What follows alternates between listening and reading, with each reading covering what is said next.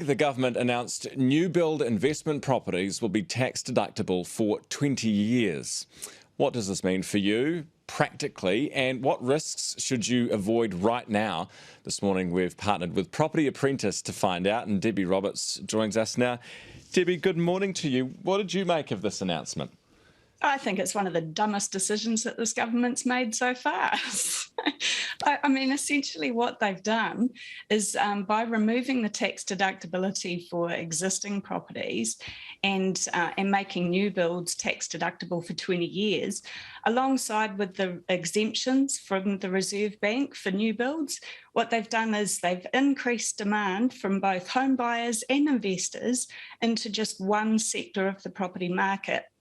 So it's like and that sector, by the way, is going through a massive shortage of building supplies.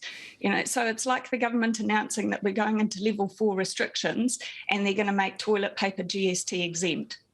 So it's just nuts.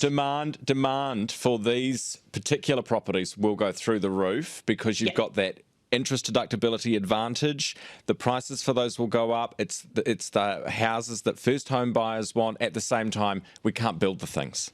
Exactly. And so for investors, it's the return of negative gearing, because with prices increasing as rapidly as they are and builders being practically unable to do fixed price build contracts, it means that the rental returns on those properties is dropping through the floor. So, and now with the return, with ring fencing of tax losses, now you're spending $1 to save 30 cents, but you don't even get the 30 cents anymore, So it's crazy. It's increasing the divide between the rich and the poor, because landlords are going to be forced to increase rents as much as possible, as often as they can, which is once a year now. And only high-income people can afford to buy new builds as rentals.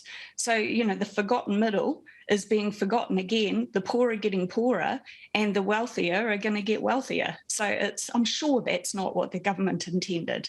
I'm also thinking potentially a lot of deals could fall over here and a lot of people could get left with their pants around their ankles, because you'll have demand and purchasing off the plans, but then those figures will become toilet paper a year or 2 years later.